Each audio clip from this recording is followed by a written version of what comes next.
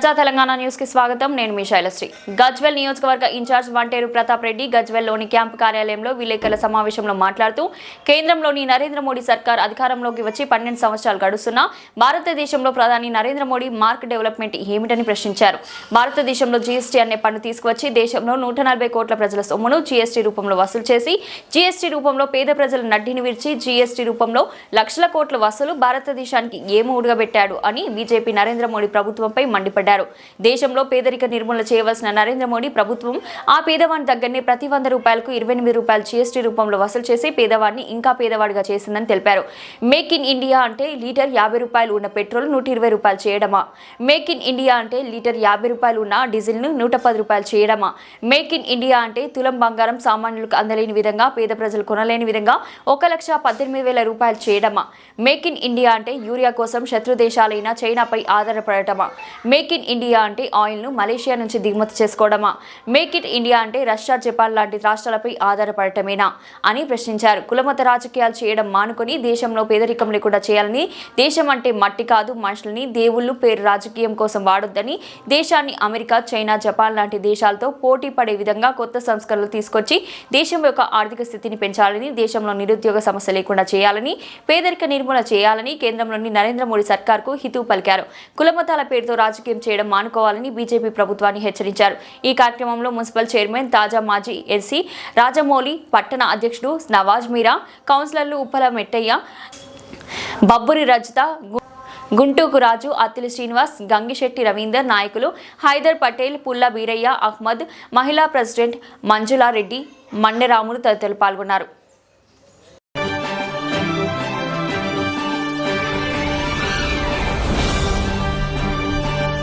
అధికారంలో ఉండి 12 సంవత్సరాలు అవుతుంది. 12 సంవత్సరాల కాలంలో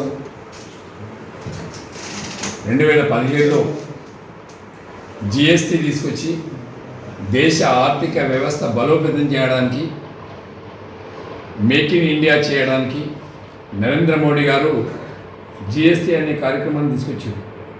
ఆ రోజు దేశంలో ఉన్నటువంటి 28 రాష్ట్రాలను ముఖ్యమంత్రిని ఒప్పించి మెప్పించి జిఎస్టీ కార్యక్రమాన్ని తీసుకొచ్చారు. జిఎస్టీ తేవడం వల్ల తెలంగాణ రాష్ట్రంలో కానీ యావత్ భారతదేశంలో 140 కోట్ల మంది, దీనిలో చాలామంది పేదవాళ్ళు ఉన్నారు. పేదవాళ్ళందరూ కూడా ప్రతి 100 రూపాయల మీద 28 రూపాయలు ట్యాక్స్ కట్టారు. దేశంలో పేదరిక నిర్మూలన చేయాల్సినటువంటి ప్రభుత్వం పేదవాడి దగ్గరనే జిఎస్టీ రూపంలో లక్షల కోట్ల రూపాయలు వసూలు చేసిండు. సరే, వసూలు చేసిండ్రు.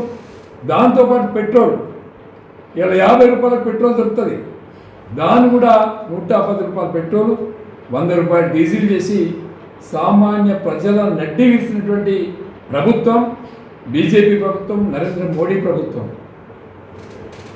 ఇవాళ సంఖ్యలు గుద్దుకుంటారు బీజేపీ వాళ్ళు, ఏది జిఎస్టీ తగ్గించమని. జిఎస్టీ పెంచింది మీరే, తగ్గించింది మీరే. ఈ దాదాపుగా 8 సంవత్సరాలు దేశం మీద వాడి దోసుకుంది కూడా మీరే.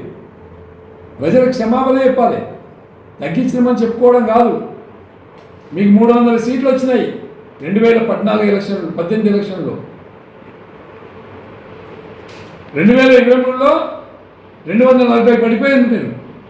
అంటే ఇదే జిఎస్టీ కనుక ఉంటే మీకు వచ్చే రోజులలో 100 సీట్లు కూడా రావని భయపడి, ఇలా బీహార్ ఎలక్షన్ ఉందని, దేశంలో ఇంకో కొన్ని ఎలక్షన్లు ఉన్నాయని జిఎస్టీ తగ్గించారు. అంటే అధికారం కోసం తాపత్రయపడుతున్నాను మీరు. అదే కాకుండా మేక్ ఇన్ ఇండియా అంటే యూరియా చైనాకి వెళ్ళి తెచ్చుకోవాలి. మేక్ ఇన్ ఇండియా అంటే స్వీట్ ఆయిల్ మలేషియాకి వెళ్ళి తెచ్చుకోవాలి. మేక్ ఇన్ ఇండియా అంటే డిఫెన్స్ రష్యా మీద ఆధారపడాలి. ఇప్పుడు 12 సంవత్సరాలకు షో ఇచ్చింది ప్రధానమంత్రి గారికి. ప్రతిదీ కూడా మేక్ ఇన్ ఇండియా చేసుకోవాలి, చిప్ నుండి మన మిసైల్ వరకు కూడా మనమే తయారు చేసుకోవాలని ఇప్పుడు మాట్లాడుతుంది. 12 సంవత్సరాలు ఏం చేశారు? దాదాపుగా కొన్ని లక్షల కోట్లు, ఒక తెలంగాణ రాష్ట్రం నుంచే 13,20,000 కోట్ల రూపాయలు 13,20,000 కోట్ల రూపాయలు జిఎస్టీ రూపాయన వసూలు చేసిండ్రు. తెలంగాణ రాష్ట్రానికి మీరు ఏమి ఇచ్చిండ్రు?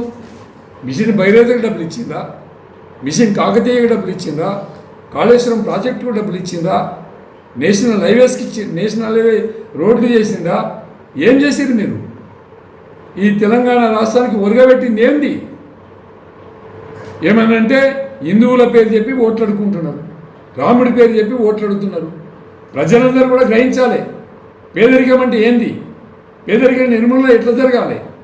ఇలా dollar America ₹1 $1 equal to Indian ₹88.80 దిగజారిపోయింది మన రూపాయి. ఇంకో ₹11.20 పడితే మన ₹100 పెడితే ₹101 వచ్చే పరిస్థితి లేదు. దేశ ఆర్థిక వ్యవస్థ ఎక్కడ పోయింది, జీడిపి ఎక్కడ పోయింది. ఇవాళ బంగారం 1,18,900 అయింది. అంటే సామాన్యుడు 1 తులం బంగారం కొనుక్కోలేని పరిస్థితి, సామాన్యుడు భోజనం చేయలేని పరిస్థితి, సామాన్యుడు రోడ్ల మీదకి రాని పరిస్థితి ఎలా ఏర్పడ్డదంటే దీనికి నరేంద్ర మోడీ కారణం కదా.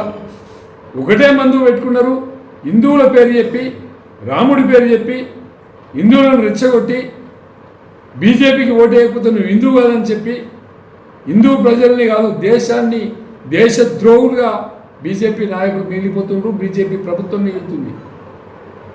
ఇవన్నీ సాక్ష్యాధారాలతో కనిపిస్తున్నాయి కదా. ఇలా రష్యాలో పెట్రోల్ డీజిల్ ఏం రేటు కొంటున్నాడు, ఇక్కడ ఏ రేటుకి అమ్ముకుంటున్నావు. ఇలా డాలర్ రూపాయి పతనమైపోవడం వల్లనే బంగారం రేటు పెరగడం, రోజు రోజు రూపాయి దిగజారిపోతుంది కదా, జీడిపి పడిపోతుంది కదా. ఇవన్నిటి కారణం నరేంద్ర మోడీ కాదా? దీనికి జవాబు చెప్పాల్సిన బాధ్యత బీజేపీ నాయకులకు లేదా? మేక్ ఇన్ ఇండియాని మర్చిపోతున్నారు మీరు.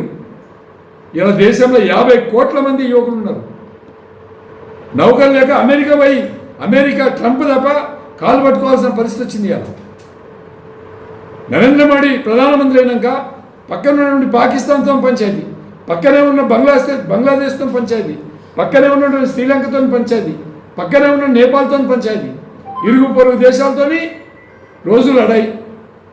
అమెరికా కూడా దూరం అయిపోయింది. ఇలా ఎక్కడ పోతున్నాం మనం? మన దేశం ఏం చేస్తుంది? మన ప్రధానమంత్రి గారు మాట్లాడతారు, ఇవన్నింటికి మంది ఒక హిందూ మతం, ఇవన్నింటికి మంది ఒక రాముడు. దేశం అంటే మట్టి కాదు, దేశం అంటే మనుషులే. దేశంలో పేదరికం లేకుండా చేసినాడే దేశం అమెరికాతోనో, రష్యాతోనో, చైనాతోనో, జపాన్తోనో పోటీపడే రోజు కావాలి. అలా కాకుండా ఎంతసేపు మనిషి వీక్నెస్ అడ్డం పెట్టుకొని రాజకీయాలు చేస్తూ ఉన్నారు. ప్రతి వ్యక్తి కూడా ఆలోచించాలి, ఈ దేశంలో జరుగుతున్న అభివృద్ధి ఏంది, ఈ దేశంలో జరుగుతున్నటువంటి రాజకీయాలు ఏందని. ఒక అదాని అంబానీలే కదా కనిపించేది దేశంలో. ఈ దేశంలో 140 కోట్ల మందిగా 100 కోట్ల మంది కాదు 120 కోట్ల మంది పేదరికంలో మగ్గుతున్నారు. స్వతంత్రం వచ్చి 78 సంవత్సరాలు ఎక్కుతుంది, అయినా పేదరికమే. దీనికి బాధ్యుడు ఎవడు? నరేంద్ర మోడీ కదా. 60 సంవత్సరాలు కాంగ్రెస్ పార్టీ పరిపాలించింది మీరు కదా. ఓ దేశానికి ఒక మంచి నాయకుడు అవసరం ఉంది ఈ రోజులలో.